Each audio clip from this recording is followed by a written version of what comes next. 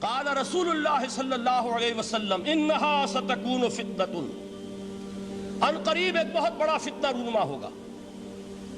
حضور نے خبر دی فتنے کی۔ حضرت علی فرماتے اس پر میں نے عرض کیا، میں نے عرض کیا مل مخرج منہا یا رسول اللہ، اے اللہ کے رسول اس سے نکلنے کا راستہ کون سا ہوگا؟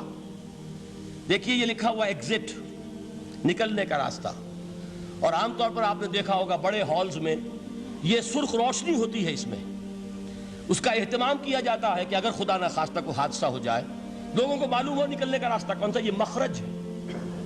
حضور نے خبر دی کہ فتنہ ہوگا۔ تو دیکھیے میں ایک بات عرض کیا کرتا ہوں، ذرا توجہ کیجئے، ہمارا حال کیا ہے؟ ہم بڑے ریشنلسٹ قسم کے لوگ ہیں، یہ زمانہ ریشنلزم کا ہے۔ اگر ہم ہوتے تو کیا پوچھتے؟ وہ فتنہ کیا ہوگا، کیوں ہوگا، کہاں سے آئے گا؟ ہمارے سوال یہ ہوتے ہیں، کب آئے گا، کیوں، کہاں، کب، کیسے؟ ان سب کی حیثیت علمی سوالات کی ہے۔ بھائی کب آئے گا ایک علم ہے، کیسے آئے گا علم ہے، کہاں سے آئے گا علم ہے، لیکن اصل جو عملی اعتبار سے اہمیت والی شے ہے، بچاؤ کا راستہ کون سا ہوگا محمد الرسول اللہ، یہ بتائیے ہم۔ مل مخرج منہا یا رسول اللہ، حضرت علی نے یہ نہیں پوچھا فتنہ کیا ہوگا، کہاں سے آئے گا حضور، کیوں آ جائے گا، کب آ جائے گا، نہیں، مل مخرج منہا یا رسول اللہ، اے اللہ کے رسول یہ بتائیے کہ جب وہ فتنہ رونما ہوگا تو نکلنے کا راستہ کون سا ہوگا؟ اس کا جواب ہے، ارشاد فرمایا محمد رسول اللہ نے، کتاب اللہ، اللہ کی کتاب ہے وہ مخرج، یہ کتاب ہے کہ جس کو تھامو گے تو فتنوں سے محفوظ رہو گے۔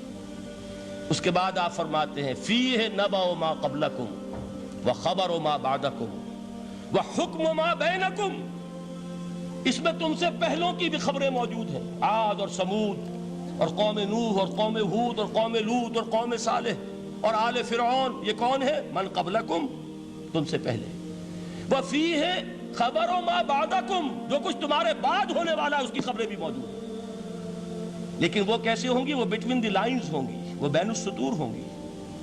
ان کے لیے انسان کو، آپ کو معلوم ہے کہ عبارت میں سطور ہوتی ہیں اور ایک درمیان میں ہوتا ہے، ان کے کچھ لکھا ہوا نہیں ہوتا۔ You have to read between the lines۔ قرآن میں بعد میں آنے والے حالات بھی درج ہیں، لیکن اس طرح نہیں جیسے کہ پچھلے حالات درج ہیں۔ اس کے لیے ذرا ان ڈیپتھ پونڈرنگ اوور، غور و فکر اور تدبر کی ضرورت ہوگی۔ وَحُکْمُ مَا بَيْنَكُمْ، اور جتنے اختلافات تمہارے اندر پیدا ہوں گے تا قیام قیامت، ان سب کا فیصلہ بھی اس کتاب میں موجود ہے۔ وَهُوَ حَبْلُ اللَّهِ الْمَتِينُ وَهُوَ الذِّكْرُ الْحَكِيمُ، یہی تو ہے وَهُوَ الصِّرَاطُ الْمُسْتَقِيمُ، سیدھا راستہ، اور کون سا؟ یہی قرآن تو ہے۔ ہر رکعت میں کہتے ہو اهْدِنَا الصِّرَاطَ الْمُسْتَقِيمُ، اور قرآن دیا ہوا ہے اس پر غور نہیں کرتے۔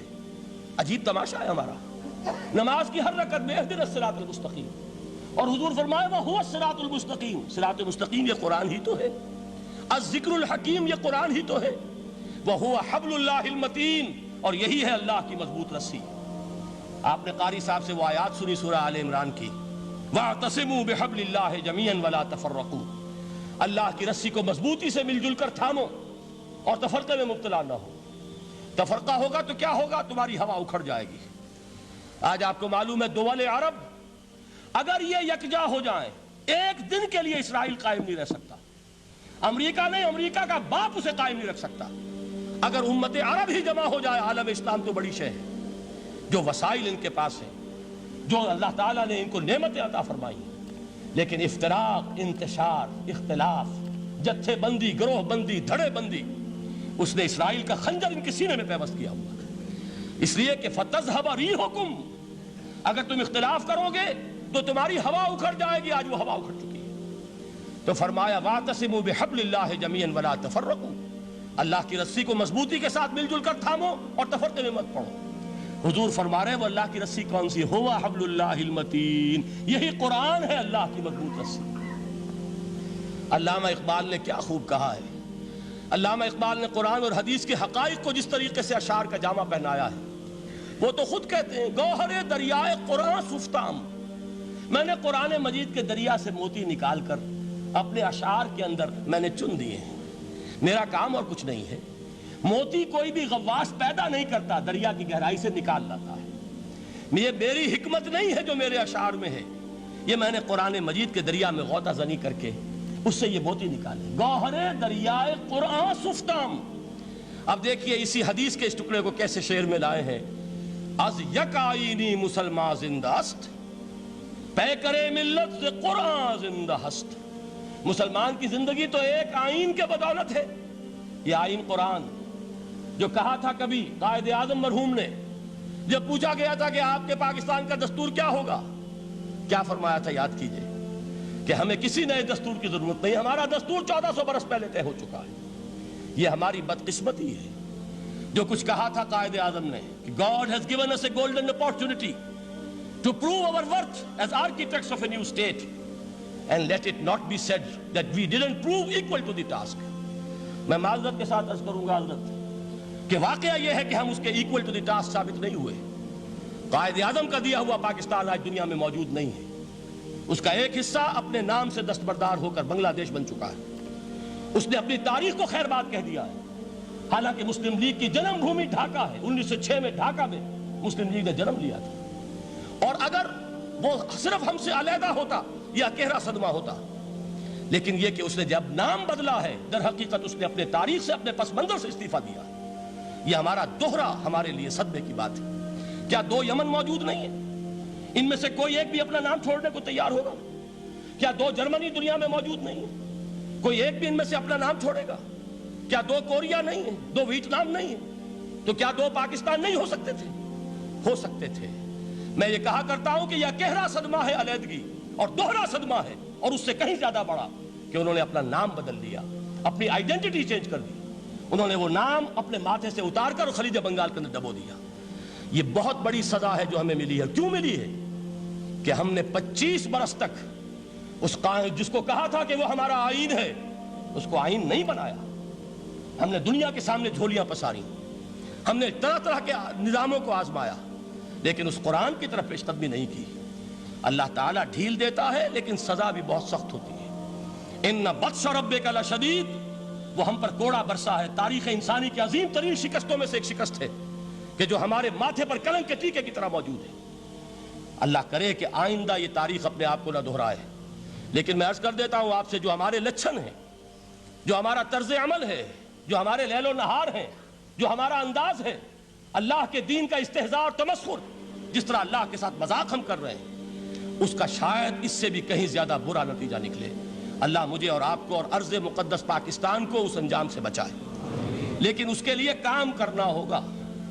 صرف کہنے سے بات نہیں بنے گی، کمر کسنی ہوگی، ہمت جو ہے پھر انسان کو اثر نو، ایک نئی تعمیر، ایک عزم، ایک ہاتھ میں قرآن اور ایک میں تلوار لے کر یہ امت پھر دوبارہ میدان میں آئے۔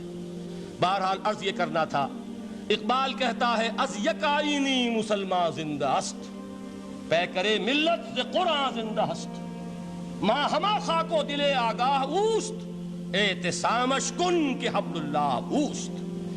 تامو اس کو مضبوطی کے ساتھ، حبل اللہ یہی قرآن ہے۔ یہ یک آئینی اور پیکر قرآن کی زندگی، پیکر ملت کی زندگی جو ہے اس قرآن کی بدولت ہے۔ تو حضور نے کیا فرمایا؟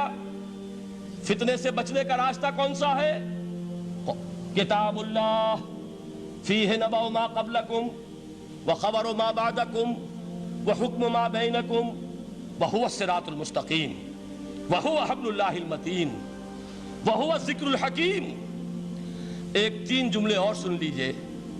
هو الذی لا یشبع منہ العلماء ولا یخلق عن کثرت الرد۔ یہ قرآن وہ شے ہے جس سے اہل علم کبھی سیر نہ ہو سکیں گے۔ ولا تنقضی عجائبہ، اس کے عجائب کبھی ختم نہیں ہوں گے۔ یہ ہیروں کی وہ کان نہیں ہے کہ جو کبھی خالی ہو جائے کہ سارے ہیرے نکل چکے، اب مزید ہیرے نہیں ہیں، نہیں، علم اور حکمت کے ہیرے اور ہدایت اور حکمت کے موتی اس میں سے ابد الآباد تک نکلتے رہیں گے۔ ضرورت صرف کھودنے کی ہے۔ میں نے وہ لفظ استعمال کیا تھا، آج کا قرآن کھودنا ہوگا، آج کی ہدایت اس قرآن سے نکالنی ہوگی۔ قرآن جب نازل ہوا آن دی سرفیس، بالکل ظاہر وہ تھی اس کی ہدایت جو اس دور کے لیے ضروری تھی۔ ہمیشہ کی ہدایت اس کے اندر رکھ دی گئی ہے، اس میں مضمر ہے، اس میں چھپی ہوئی ہے، اس کے لیے تدبر کی ضرورت ہے۔ کتاب انزلناہ الیک مبارک لِيَدَّبَّرُوا آیَاتِهِ وَلِيَتَذَكَّرَ أُولُو الْأَلْبَابِ، لوگ تدبر کریں، اس کی گہرائیوں کے اندر غوطہ زنی کریں۔ لا تنقضی عجائبہ، اس کے عجائب کبھی ختم نہیں ہوں گے۔ ولا یشبع منہ العلماء، اہل علم کبھی اس سے سیر نہیں ہوں گے۔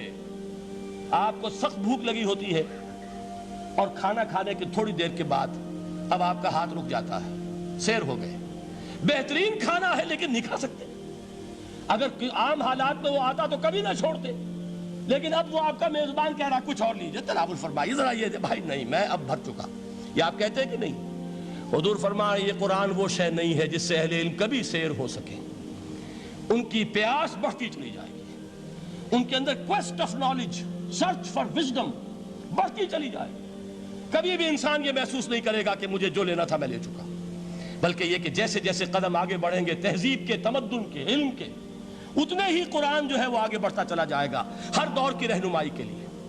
لا تنقضی عجائبہ ولا یخلق عن کثرت الرد، بار بار کے پڑھنے سے اس پر بوسیدگی طاری نہیں ہوگی۔